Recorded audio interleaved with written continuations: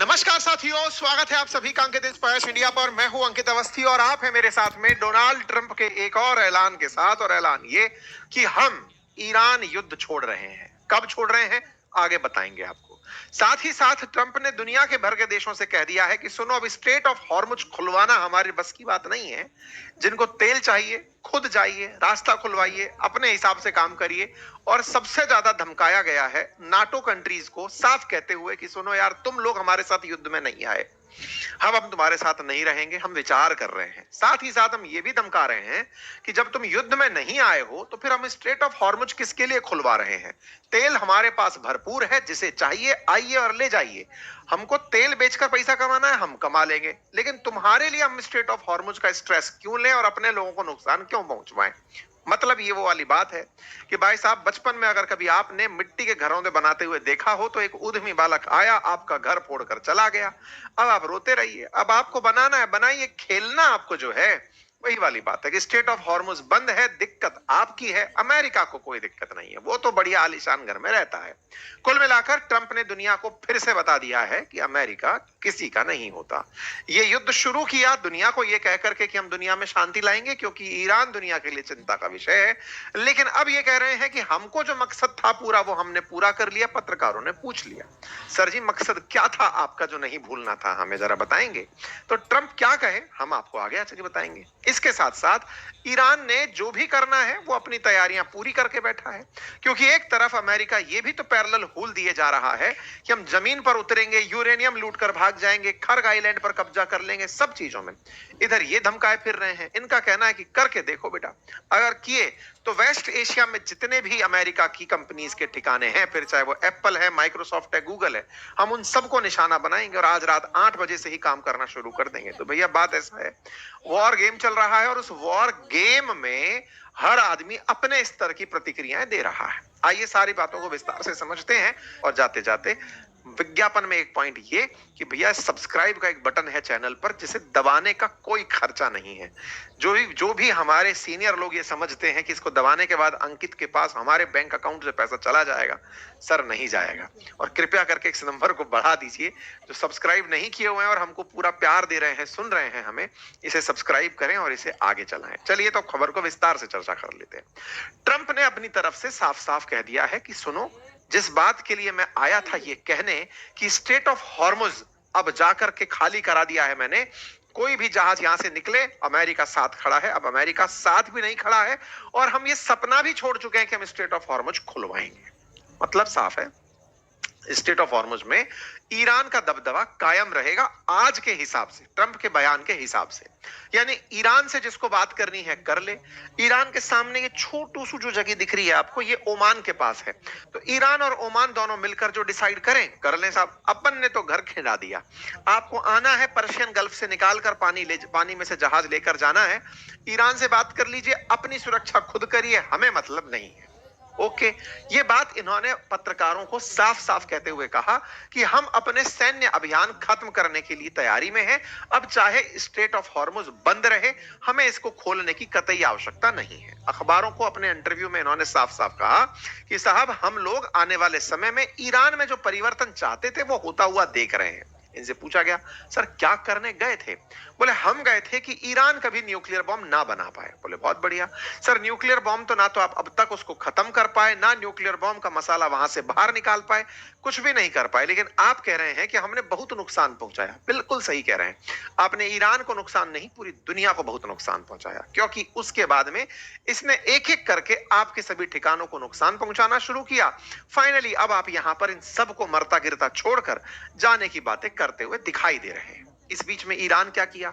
Iran ने अपनी संसद में एक क्या कहते हैं उसको, अप्रूवल डाल दिया पार्लियामेंट के अंदर रेजोल्यूशन का कि सुनिए साहब दुनिया वालों, हम टोल वसूलने का विचार कर रहे हैं। किस जगह से? इस स्ट्रेट ऑफ हॉर्मुज से। अच्छा, क्या ये ईरान कर सकता है?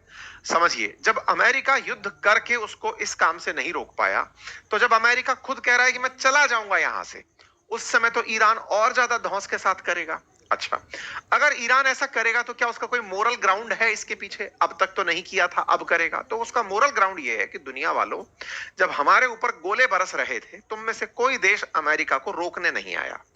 अब तुम्हें लगता है कि अमेरिका तो पीछे हट गया और तुम हमसे युद्ध करने आओगे और टोल के नाम पर कहोगे कि हम टोल नहीं देंगे। यहां से जाने वाले जितने भी देश हैं वो अपने टोल के बिना जाना चाहते हैं, तो हमसे व्यापारिक रिश्ते रखो, बात कर लिया जाएगा। ये बिल्कुल वैसे ही है जैसे स्वेज कैनाल पर इजिप्ट कंट्रोल कर कर बैठा है, बॉस्फोरस स्ट्रेट पर तुर्की कंट्रोल करके बैठा है, जिब्राल्टर को कहीं ना कहीं यूके कंट्रोल करता है। तो एक तरह से जल के ये जितने भी स्ट्रेटेजिक चोक पॉइंट्स हैं, इन चोक पॉइंट्स को लेकर के ये लोग अपने अपने हिसाब से बैठ गए हैं। ईरान की तरफ से सरकारी मीडिया इस तरह की चर्चा कर रही है कि ईरान आने वाले समय में जहाज के हिसाब से टोल वसूलेगा। बहुत बढ़िया ट्रंप, आपने एक बहुत अच्छा काम किया। अब तक जो स्ट्रेट ऑफ हॉर्मुज पूरी तरह से ट्रेड के लिए उपयोग में ली जा रही थी, फ्री ऑफ कॉस्ट लोग आ जा रहे थे, आपने दुनिया को बेहतरीन तोहफा दिया। आपने उस स्ट्रेट ऑफ हॉर्मुज को अब ईरान के कंट्रोल में दे दिया। आप फाइनली जीत गए ट्रंप, आप यहां से निकल रहे हैं, आपके उद्देश्य भले ही पूरे हो गए हो। तो साहब एक बात बताइए कि इस युद्ध में जो लोग उतरे थे उनमें से अमेरिका को क्या मिला और ईरान को क्या मिला? साहब अमेरिका तो विजेता होकर निकला है। कैसे? क्योंकि अमेरिका को डेथ टू अमेरिका कहने वाला जो आदमी था अब वो नहीं दिखेगा। खमनेई साहब को इन्होंने मार दिया, उसके बाद के लीडर्स को मार दिया। बोले बहुत बढ़िया, अमेरिका को और फायदा क्या हुआ? फायदा इतना फायदा हुआ कि जो ये मिडिल ईस्ट कंट्रीज थे, वेस्ट एशिया के इस खाड़ी में बसे हुए जो देश थे, ये अपना तेल निकालकर दुनिया भर में बेचते थे और अपनी ज्यादा मतलब जो दुनिया को दिखाते थे कि देखिए कितनी प्रॉस्पेरिटी है हमारे पास, दुबई घूमो, जिद्दा घूमो, कतर कतर दोहा घूमो। बोले अब नहीं दिखा पाएंगे और अपना तेल बेचने के नाम पर स्ट्रेट ऑफ हॉर्मुज पर अब डिपेंडेंट हो जाएंगे। कीमतें बढ़ जाएंगी तेल की, तो आकर के हमारे तेल को लोग खरीदने आएंगे। अमेरिका भी तेल बेचता है, दुनिया के एक्सपोर्टर्स में टॉप पर खड़ा है। लोग अमेरिका दूर होने की वजह से, अमेरिका का तेल महंगा होने की वजह से नहीं खरीदते थे। क्वालिटी भी थोड़ी लो ग्रेड की अमेरिका के तेल की थी। ऐसे में अब अमेरिका ने दुनिया में तेल की कीमतें बढ़ा दी जी। $105 प्रति बैरल से ऊपर जो तेल चल रहा है, इसमें अमेरिका का बढ़िया खर्चा निकल रहा है। तो साफ साफ इन्होंने दुनिया में जो दिक्कतें पैदा की, उससे अपने तेल को बेचने का माहौल बड़ा खड़िया कर लिया। तो कुल मिलाकर साहब अमेरिका ने अपनी तरफ से दुनिया को 4 संदेश भेजे। ट्रंप के ट्वीट को हम आपके सामने हिंदी में बतिया दे रहे हैं। पहला कि ईंधन अमेरिका से खरीदें, हमारे पास भरपूर मात्रा में है, क्योंकि अल्टीमेटली स्ट्रेट ऑफ हॉर्मुज बंद है। अमेरिका का इसमें क्या फायदा है? अरे भाई जब तेल उसके पास है तो बेचने के लिए ही तो है। आप में से कुछ लोग कहेंगे सर ये गलत नहीं है क्या? नहीं, बिल्कुल गलत नहीं है। उसने इतनी मेहनत करी है भाई। अमेरिका ने वेनेजुएला को कब्जे में लिया है, उसका पूरा दुनिया का सबसे बड़ी मात्रा का जो तेल है वो उसके कंट्रोल में है। अब तो बढ़िया बेच करके गोल्ड कमाएगा। मतलब क्रूड ऑयल जो है वो ब्लैक गोल्ड है, मतलब पैसा बहुत है उसमें, तो बढ़िया पैसा कमाएगा। तो ट्रम्प सीधा सीधा बोल रहे हैं कि देखिए नंबर 1 हमारे पास तेल बहुत है, आइए और खरीदिए। दूसरा नंबर, अपना खुद से साहस जुटाइए स्ट्रेट को खुलवाने में। हम ईरान के खात्मे में शामिल होने से इनकार कर दिए हैं।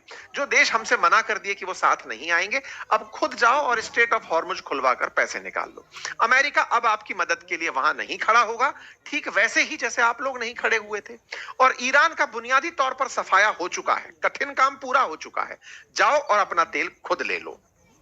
लो जी साहब, इनने आए, आकर के कूटे, वो अब गुस्सा होकर के नुकसान आसपास के देशों को पहुंचा रहा है, पहुंचाता रहे। मेरा काम हो गया और मेरा काम बनता, भाड़ में जाए जनता। यही है अमेरिका की जनता। कुल मिलाकर ट्रंप ने अपनी तरफ से भाषणबाजी कर दी। कुल मिलाकर ईरान में बैठे ईरान के कसाई के नाम से जिन्हें ये कहा करते थे कि साहब मैंने तो एक ऐसे आदमी को खत्म किया जिसने पूरी तरह से दुनिया के लिए दिक्कत खड़ी कर रखी थी, मैंने उसे तो हटा दिया लेकिन नई दिक्कत देगा। ठीक है साहब, ओके। इसके बाद ट्रंप नहीं रुके, इन्होंने फ्रांस को भला बुरा कहा फ्रांस वालों, तुमने अपने हवाई क्षेत्र को हमें यूज करने से रोका, तुमने अपनी तरफ से हमारे जहाज जो जा रहे थे उन्हें जाने से रोका। याद रखेंगे तुम अमेरिका का साथ नहीं दिए थे। ट्रंप बहुत बोले हैं साहब। ट्रंप ने कहा कि याद रखा जाएगा, फ्रांस जो हमारे जहाज जा रहे थे, country of France would not let plane headed to Israel loaded up with military supply fly over French territory. France has been very unhelpful with respect to the butcher of Iran, who has been successfully eliminated. The USA will remember.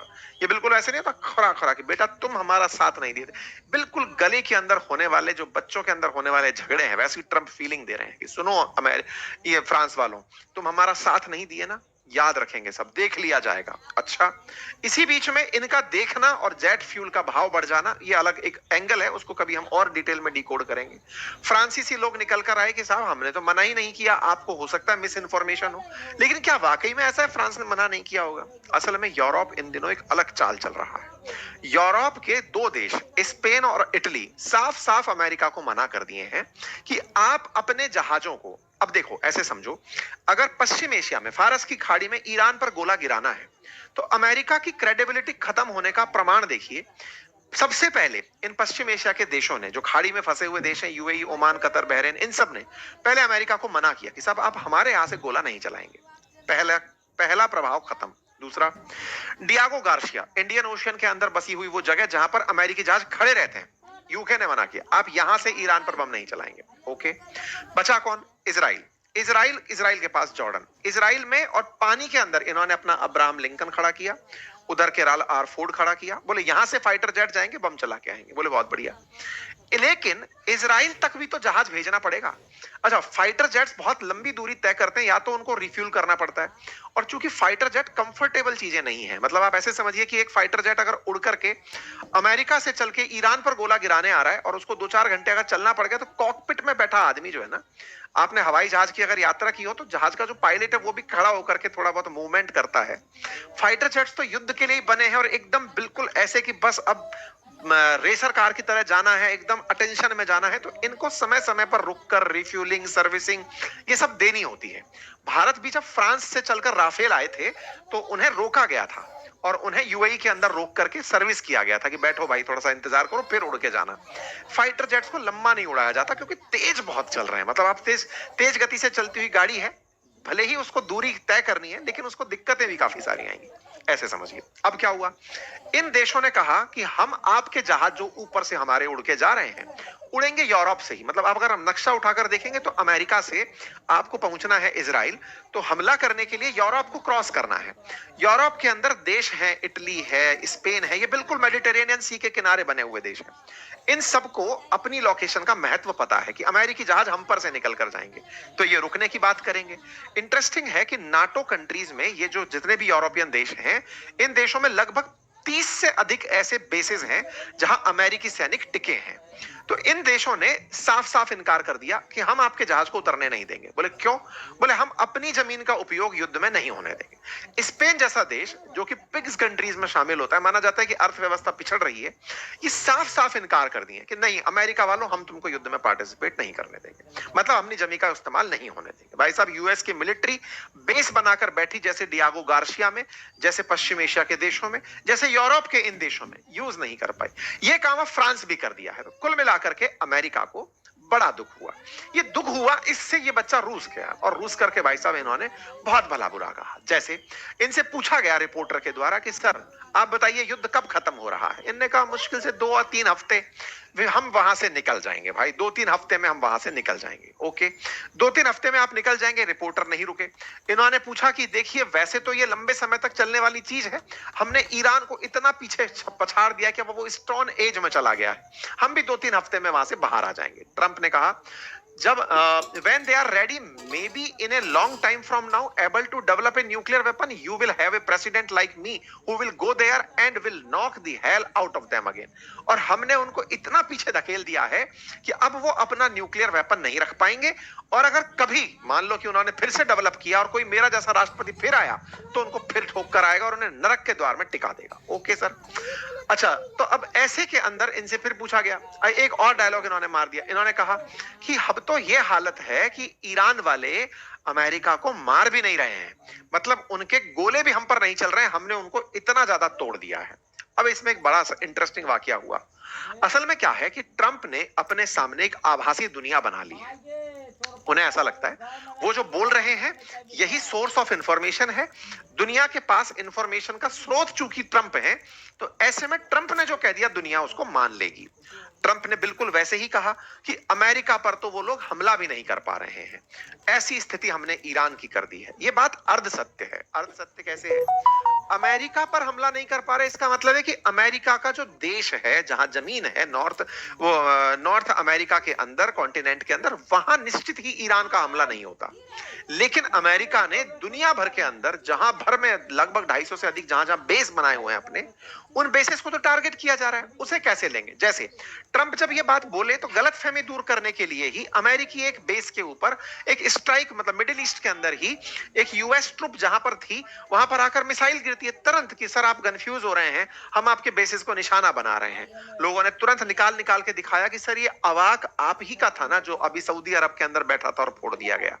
लोगों ने CENTCOM पर हुए हमले, सब जगह पर हुए America के ठिकानों पर हमले, इनकी एम्बेसीज पर हुए हमले दिखाए कि सर हो तो रहा था, पर ठीक है, आपको अर्ध सत्य पता है कि अमेरिका पर हमला नहीं हो रहा, बाहर तो लोगों का घर है, फूटने दो। ओके। इसके बाद में इनसे पूछा गया कि सर आप करने क्या गए थे, मतलब आपका रियल गोल क्या था, मतलब आप वहां पर हमला करने गए थे तो हमला करके करना क्या चाहते थे? सत्ता परिवर्तन, क्योंकि इन्होंने प्रोटेस्टर्स का साथ देने की जो बात कही थी, जिसमें इन्होंने कहा था हेल्प आ रही है, तो उसमें था क्या कि देखो जो ये कट्टरपंथियों की सरकारें चल रही हैं, सुप्रीम लीडर जो सत्ता चला रहे हैं, ये हटाओ, डेमोक्रेसी लेकर आओ, महिलाएं अब बुर्के के बिना घूमेंगी, बिल्कुल खुलेपन में ईरान के लोग जिएंगे, यही सपने दिखाए थे। इनसे पूछा गया सर वो आपने कहा था कि यहां पर रेजिम चेंज करने जा रहे हैं, क्या हुआ? बोले वो कभी हमारा गोल था ही नहीं। तो बोले हमारा गोल तो था कि इनके यहां पर न्यूक्लियर वेपन ना बने। सर ना तो पहले किसी ने न्यूक्लियर वेपन देखे और ना अब तक किसी ने देखे, आपने उनको फोड़ा ये कहकर के कि अब न्यूक्लियर वेपन वो नहीं बनाएंगे। ऐसा आपने पिछले साल 2025 में भी सितंबर में कहा था कि B2 बॉम्बर ने इस्फहान में, नातांज में वहां गोले चलाए हैं कि अब ये न्यूक्लियर वेपन नहीं बना पाएंगे। ठीक है, ट्रंप आप कह रहे हैं तो हम ये भी बात मान ही लेते हैं। पत्रकारों ने फिर सवाल पूछा कि सर एक बात बताइए कि क्या आपसे ईरान ने कोई डील करने की बात की है क्या? बोले नहीं, ईरान को अब हमसे डील करने की जरूरत नहीं है। ओके। सर ईरानियन गवर्नमेंट ने हाल ही में धमकी दी है कि वो पश्चिम एशिया में जहां जहां पर अमेरिकी कंपनी है उनका निशाना बनाएंगे। इन्होंने कहा तो ठीक है, किससे बनाएंगे? उनके पास तो इतना मिसाइल हमला सिस्टम भी नहीं है। मतलब ये इतने इग्नोरेंट थे कि इन्हें वो देश बर्बाद भी हो जाए तो इन्हें फर्क नहीं पड़ेगा। ओके। इनसे पूछा गया कि सर एक बात बताइए, स्टेट ऑफ हॉर्मुज को लेकर क्या कहेंगे? तो इन्होंने कहा देखिए उसे छोड़कर हम बहुत जल्दी निकल रहे हैं, we will be leaving very soon, we have nothing to do with what happened in the state of Hormuz. उसमें क्या हो रहा है उससे हमें कोई लेना देना नहीं है। They have no military, they have nothing, उनके पास कुछ भी नहीं है, हमें इससे कोई फर्क नहीं करता। उन्होंने खुद एडमिट कर लिया कि वो लूज कर रहे हैं, they are begging to make a deal, और वो हमसे डील करने के लिए मिन्नतें कर रहे हैं कि मिन्नत है कि आप हमसे डील कर लीजिए। बोले वाह ट्रंप वाह। बोले सर एक बात बताइए कि आपका तेल की कीमतों को नीचे लाने का प्लान क्या है? बोले देखिए जो मैं कर सकता था वो यही है कि मैं ईरान छोड़ देता हूं। अब जब मैं ईरान छोड़ रहा हूं तो बाकी सब आप अपना देख लें, चाहे कंपनियां फूटे टूटे, मिडिल ईस्ट के जो देश हैं वो परेशान हो, उससे मेरा कोई लेना देना नहीं है, हम वहां से निकल रहे हैं। अब जो लोग हमको धमकाते थे वो धमकाने वाले ही मर गए तो हमला क्या करेंगे? तो साहब अब बड़ा सवाल ये है कि क्या ट्रंप वाकई में स्टेट ऑफ हॉर्मुज छोड़कर आ जाएंगे? क्या ईरान के ऊपर हमले नहीं होंगे? और ऐसी स्थिति में जहां दुनिया को इन्होंने फंसा दिया है कि अब तेल लेने के लिए देशों को अपनी तरफ से ईरान के साथ सेटिंग करनी होगी, बातचीत करनी होगी, डिप्लोमेसी करनी होगी, क्या अमेरिका वाकई में दुनिया को इस स्थिति तक ले जाना चाहता था? तो इसको थोड़ा सा और पीछे जाकर अगर आप विजुअलाइज करेंगे तो समझ पाएंगे कि अमेरिका में जब से राष्ट्रपति ट्रंप बने हैं तब से ऑयल कंपनीज की जो फंडिंग है वो सीधा सीधा अब ट्रंप के इरादों में दिखाई देती है। आप समझिए कि जब इलेक्शन कैंपेन था तो बिगेस्ट फंडर्स में वहां के ऑयल कंपनीज के स्टेक थे, उन्होंने ट्रंप के इलेक्शन को बहुत ज्यादा प्रमोट किया। अब जब ट्रंप राष्ट्रपति बनकर आए तो उन कंपनीज को लाभ कैसे पहुंचाया जाए? सबसे पहले वेनेजुएला ला कर दिया गया कि मादुरो को हटा दिया है, वेनेजुएला में ऑयल कंपनीज जाएं और जाकर के वहां का तेल एक्सट्रैक्शन का प्रयास करें, तेल निकालें वहां से और उस तेल को दुनिया में बेचें। अब दुनिया में बेचकर लाभ कैसे कमाया जाए? तो डिमांड पैदा की जाए। डिमांड कैसे पैदा हो सकती है? बोले रूस पर लगा दो सैंक्शन ताकि वो तेल ना बेचे। दूसरा, बचे रह गए ये सारे खाड़ी देश जहां से तेल निकलता है, सऊदी अरब से, कतर से, इन सब से। बोले इसका स्टेट ऑफ हॉर्मुज में बहुत सारा मामला फैला दो। फैल गया साहब मामला, तेल निकलने में दिक्कतें आना शुरू हो गई, दुनिया में डिमांड बहुत ज्यादा पैदा हो गई। डिमांड पैदा हो गई तो एकमात्र जिसके जहाज को ईरान भी निशाना नहीं बना पाएगा क्योंकि उसके पास इतनी ताकत है, दैट इज अमेरिका। अमेरिका के तेल को निकालकर अमेरिका अपने तेल को दुनिया भर के देशों में including Europe, Africa, Asia, India, China, जिसको भी बेचना है सबको बेचने की स्थिति में आ गया। कुल मिलाकर ट्रंप ने इस युद्ध से क्या कुछ अचीव किया? बिल्कुल। आपने पहले दुनिया को, ये वो वाली बात है कि मैं जब किसी से कंपटीशन करूं तो या तो मैं मेरी लाइन बड़ी करूं या दूसरे की लाइन को छोटा कर दूं, तो भी तो मेरी लाइन बड़ी हो सकती है। इन्होंने दोनों ही काम किए। इन्होंने पहले यूएन का, जो यूएन के अंदर पेरिस क्लाइमेट डील के अंदर एग्रीमेंट जो शामिल हुआ था, उससे खुद को बाहर निकाला। बोले मैं इसमें चक्कर में नहीं पड़ता, यूएनएफसीसी का मैं क्यों मानूं, पेरिस क्लाइमेट डील से मैं बाहर निकलता हूं। प्रदूषण खूब फैलाएंगे, प्रदूषण फैलाने के लिए पेट्रोल डीजल बेचेंगे, पर पेट्रोल डीजल मैं बेचूंगा तो ये तो सब बेचते हैं। बोले ठीक है, पहले रशिया पर प्रतिबंध लगाओ, तुम नहीं बेचोगे, उसके बाद में मिडिल ईस्ट के हालात खराब कर दो, वो तेल नहीं बेच पाएंगे, उधर वेनेजुएला पर कंट्रोल कर लो, उसका तेल भी हम ही बेचेंगे। तो कुल मिलाकर एक बहुत बड़े, मतलब आप समझिए कि पूंजीपति और एक बहुत बड़े उद्योगपति और एक बहुत बड़े व्यापारी के रूप में अमेरिका ने डिमांड भी खुद, जैसे अपन लोग पढ़ते हैं ना ड्रेन ऑफ वेल्थ, कि भारत से कच्चा माल ले जाकर पका माल बनाकर ब्रिटिशर्स भारत में भेजते थे और हमको गरीब बनाया। ऐसे आने वाले समय में ट्रंप की इस थ्योरी को पढ़ा जाएगा कि ट्रंप ने पहले माहौल बनाया, माहौल बना करके कि लो सब फोड़ ताड़ दिया है, अब मेरा माल बिकेगा, बढ़िया पैसे कमाएंगे। ठीक है साहब, हो गया। तो ट्रंप ने कुल मिलाकर के अपनी तरफ से ये कह दिया। अब लेकिन सवाल वहीं खड़ा है साहब, ऐसे तो फिर सब लोग बात कर लेंगे, ईरान से बातचीत हो जाएगी, बातचीत हो जाएगी तो सब धीरे धीरे स्ट्रेट ऑफ हॉर्मुज खुल जाएगा। ट्रंप के कारण ही तो हो सकता है ईरान नहीं खोल रहा हो, बाकी देशों के प्रभाव में खोल दे। तो इसके पीछे का तथ्य समझते हैं। देखो, ट्रंप कह रहे हैं कि वो जा रहे हैं, बिल्कुल वैसे ही जैसे उन्होंने कहा था कि मैं 48 घंटे में इनके पावर प्लांट पर हमला कर दूंगा। नहीं किए, क्योंकि ईरान धमका दिया कि हम आपके पैरेलल जितने भी डिसैलिनेशन प्लांट है उन पर हमला कर देंगे। खुद ने कहा कि 5 दिन का सीज फायर कर रहा हूं, 23 मार्च को किया। 23 मार्च के बाद में 27 मार्च को फिर आए कि मैं 10 दिन का सीज फायर कर रहा हूं, लेकिन सीज फायर हुआ नहीं। मतलब अमेरिका ने उस पूरे सीज फायर की कहानी को एक मजाक के रूप में रखा। अमेरिका ने इस्फहान पर हमला कल किया, वो मैंने आपको दिखाया। यानी एक तरफ से सीज फायर चल रहा है और दूसरी तरफ हमले चल रहे हैं। इसका मतलब इनकी बातों में कुछ भी तर्क नहीं है। युद्ध के अंदर अगर ये शांति की बात कर रहे हैं तो शांति के बाद भी युद्ध होता रहेगा, इसके बारे में आप ट्रंप को ले सकते हैं। तो फिर बोले ये तो पागलपन है। भाई मैंने इसीलिए तो आपको 2 दिन पहले एक सेशन किया था जिसमें लिखा था कि पगला गए हैं ट्रंप, और हमने एक मैडमैन थ्योरी बताई थी कि ट्रंप ये दोहरी चाल चलते हैं सामने वाले को कंफ्यूज करने के लिए। भाई वो युद्ध रोक भी रहा है कि मार भी रहा है, समझ ही नहीं आ रहा है क्या चल रहा है। इस बात को लेकिन अगर करेक्ट तरीके से समझना है तो मार्को रूबियो के बयान को देखकर समझ सकते हैं। मार्को रूबियो से भी सेम सवाल किए गए, जो कि इनके विदेश मंत्री, रक्षा मंत्री जो भी बने घूमते हैं। पीटर हेगसेथ रक्षा मंत्री है, ये स्टेट मिनिस्टर है, गृह मंत्री और विदेश मंत्री की तरीके से रहते हैं। इनसे पूछा गया कि साहब ऑब्जेक्टिव पूरा हुआ? बोले हाँ हाँ, हम जिस काम के लिए गए थे हमने एयरफोर्स खत्म कर दी, नेवी खत्म कर दी, मिसाइल फैक्ट्री खत्म कर दी। बोले रेजिम चेंज? बोले वो उद्देश्य नहीं था, पलट गए। ये वो वाली बात है कि यूपीएससी का एग्जाम देना है आईएएस बनने के लिए। बोले नहीं नहीं, मेरे को तो टीचर बनना था, मैं तो पढ़ी इसलिए रहा था, मेरा सिलेक्शन नहीं होगा, पढ़ लिख कर मैं एक दिन बढ़िया शिक्षक बनूंगा।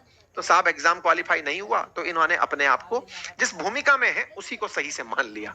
इन्होंने कहा कि अगर गलती से ऐसा है कि कल को ईरान कहता है कि मैं पड़ोसियों के कमजोर केंद्रों को निशाना बनाऊंगा तो अमेरिका ध्यान रख लेगा। कुल मिलाकर के अब ये पूरी तरह से परेशान इस बात को लेकर हो रहे हैं कि हमने बहुत कुछ किया लेकिन दुनिया हमारे काम को रिकॉग्नाइज नहीं कर रही है।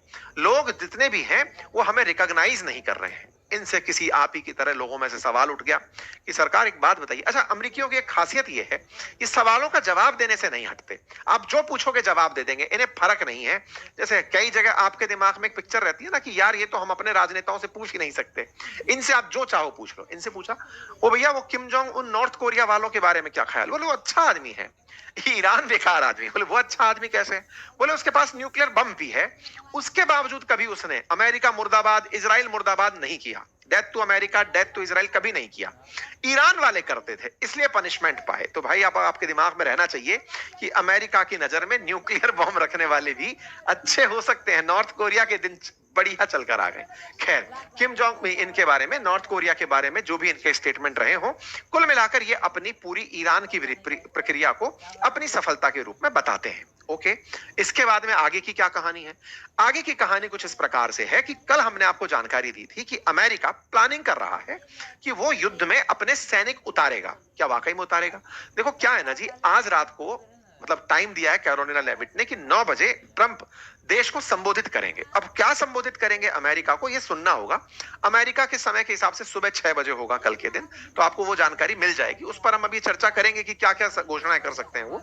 लेकिन इतना तय है कि अमेरिका अगर गलती से जमीन पर उतरने की तैयारी करता है कि मैं जाऊंगा और वहां से मतलब यूरेनियम चुरा कर ले आऊंगा, जमीनी वॉर छेड़ दूंगा बिल्कुल अफगानिस्तान की तरह, तो उस पर इनकी प्रतिक्रिया ईरान वालों की आना शुरू हो गई है। ईरान वालों ने साफ कह दिया है कि सर अगर आपके दिमाग में ऐसा ख्याल है कि आप आएंगे, हम पर हमला करेंगे और हमारे संसाधनों को लेकर चले जाएंगे, तो तय रहिएगा कि आपके पश्चिम एशिया में जितने भी कंपनीज के ठिकाने हैं, एचपी का, गूगल का, लेनोवो का, जितने भी हैं, हम उन सबको निशाना बनाएंगे।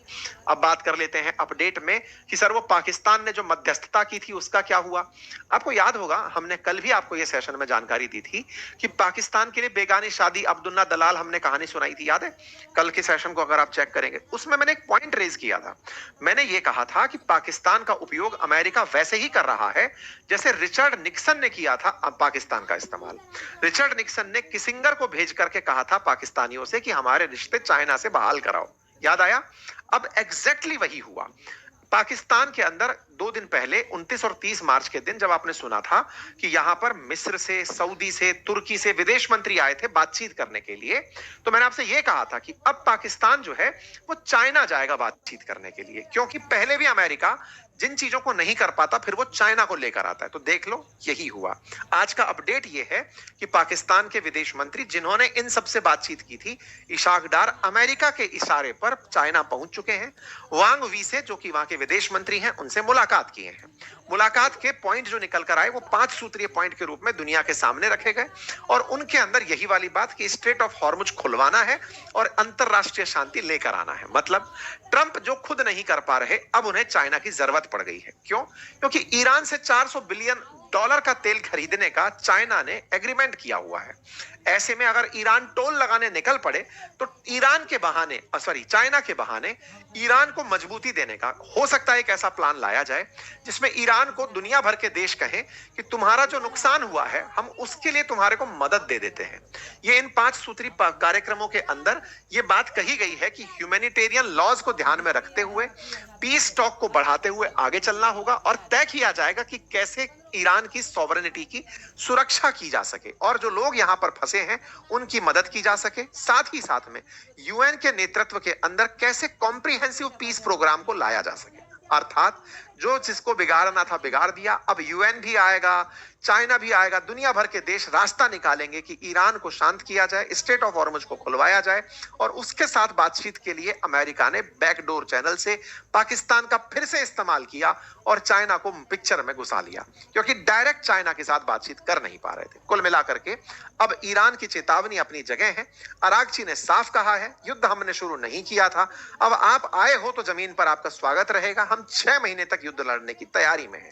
खैर, अब जो भी अपडेट है वो मैं आपको दे चुका। अब आज जो है ना, इस तरह की चर्चाएं हैं कि सुबह 9 बजे, मतलब ये कल, मतलब 1 अप्रैल के दिन इन्होंने खबर डाली है कि साहब tomorrow night 9 PM president Trump will give an address to nation. तो ऐसे में जब ये इंपॉर्टेंट अपडेट देने की बात कैरोलिना लेविट कर रही हैं, तो दुनिया भर में कयास लगाए जा रहे हैं कि ये क्या क्या हो सकते हैं। आप और हम भी कयास लगाएंगे। अगला वीडियो मैं उसके लिए लेकर आ रहा हूं, थोड़ी देर में आपको मिलेगा इसी चैनल पर।